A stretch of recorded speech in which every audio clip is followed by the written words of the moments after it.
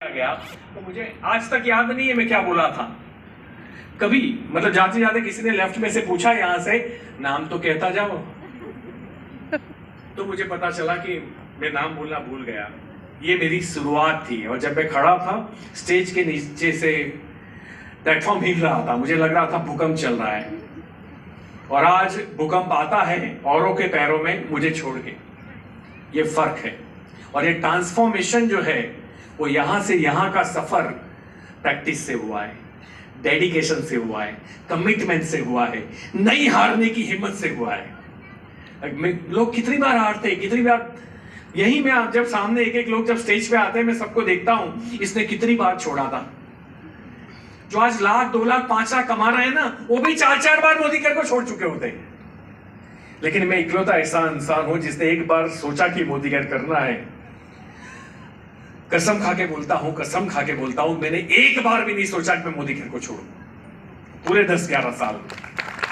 और इसका मतलब ये नहीं है कि मुझे भी चढ़ाव उतार नहीं आए ना, डेफिनेटली आए। लेकिन मैं हमेशा कहता हूं कि माँ बाप हमें इसलिए नहीं पढ़ाते क्योंकि हम अच्छी नौकरी करें, सिर्फ इसलिए पढ़ाते हैं कि बुरे वक्त के साथ हम लड़ाई कर पाए, बुरी परिस्थितियों के सामने लड़ने की ताकत और मानसिकता मिले। दैट्स व्हाई हमारी पढ़ाई होती है, नंबर 1। नंबर 2, हम विजनरी बने।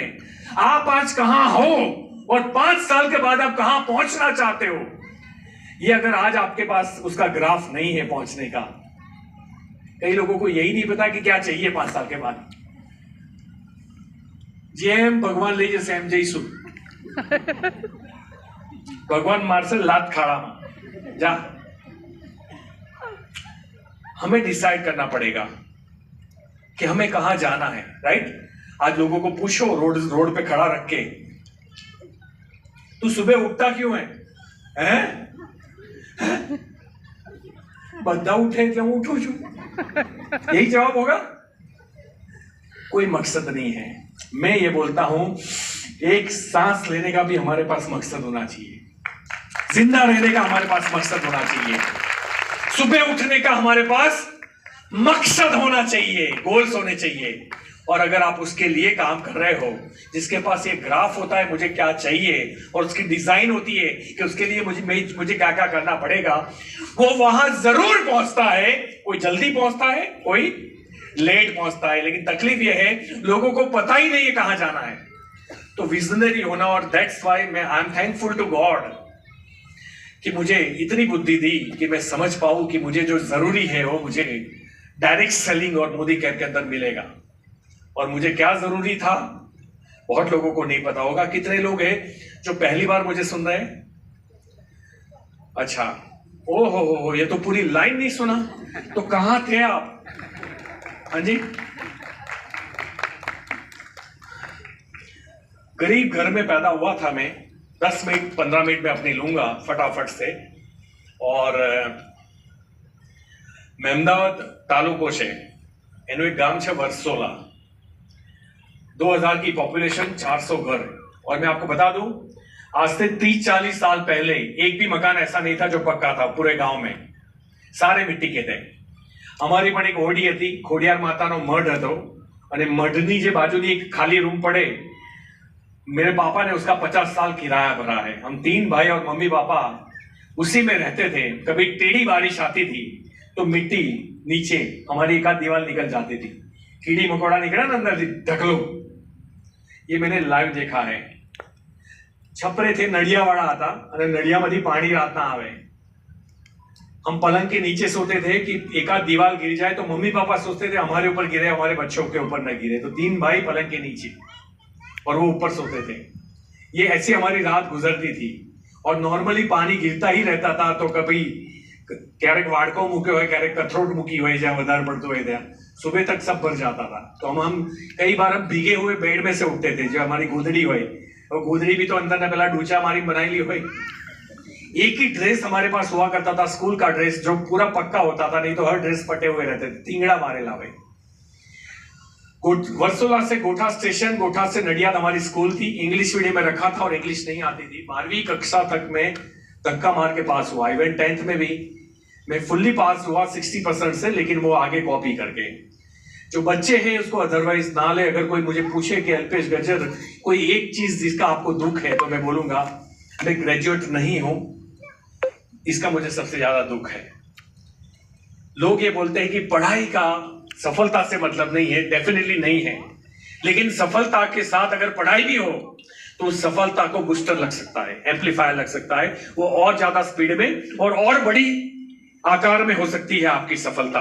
तो आज मैं 1.5 करोड़ कमा के ये समझ रहा हूं कि मैं सक्सेस हूं, तो शायद ग्रेजुएट होता तो इसी माइंडसेट, इसी एटीट्यूड के साथ मेरी इनकम 4 करोड़ हो सकती थी। इसलिए पढ़ाई लिखाई जरूरी है। पढ़ाई डिसिप्लिन देता है, पढ़ाई विजन देता है।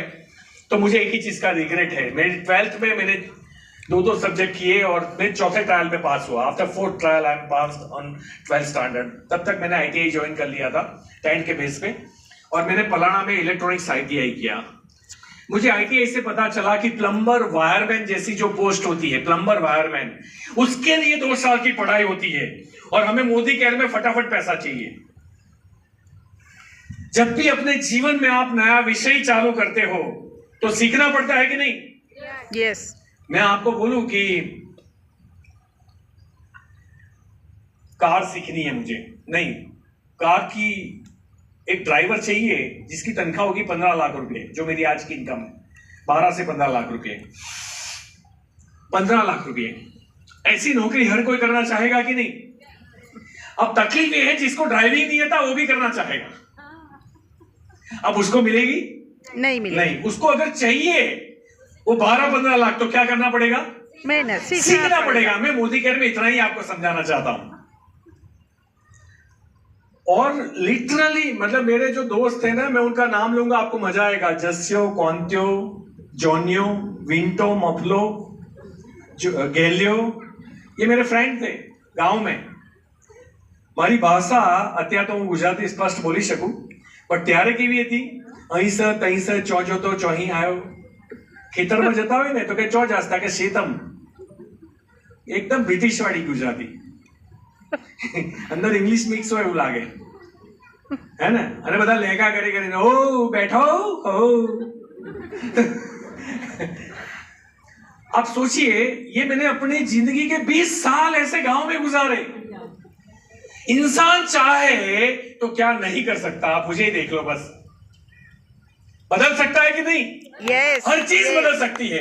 लोग बोलते हैं અમે બધા ગામડામાં રહીએ, અમારે ત્યાં આવું માર્કેટ ના હોય, તો તને ગામડામાં પૂરી રહેવાનું કીધું કોણે? બહાર निकल, है ना? मैं वर्सोला से सबसे पहले नडियाद मूव हुआ और मुझे नडियाद छोटा लगा, तो I have started 2 offices, Vadodara और अहमदाबाद।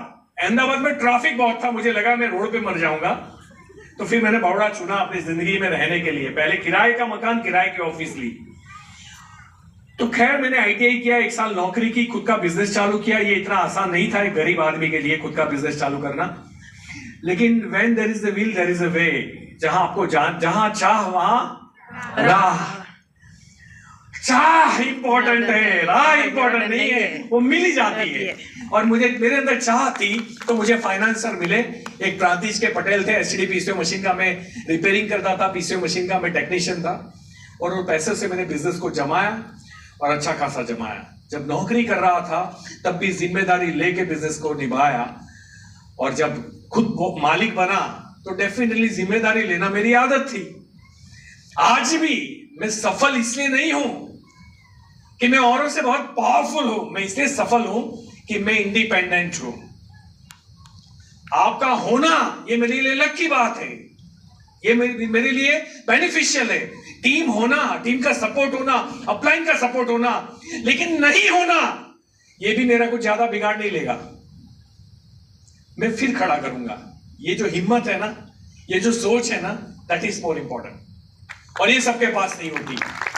इनको लगता है एक टीम गई ना, अब गई मेरी टीम गई, 3 महीने तक तो एनु 3 महीना तो बेसવું ચાલે કે મારો લેગ જતો રહ્યો। 14 વાર તો જમણવાર થાય એના નામે, લાડવા ખાય। મારી टीम गई, मारी टीम ये गई। क्या फर्क पड़ता है भैया? आना जाना तो लगा रहेगा। क्या फर्क पड़ता है उससे? बनाना चालू रखो। मैं हमेशा कहता हूं, कई लोग बोलते हैं कि आ तो एक चालू एक जोड़िए पाछो आ बाजू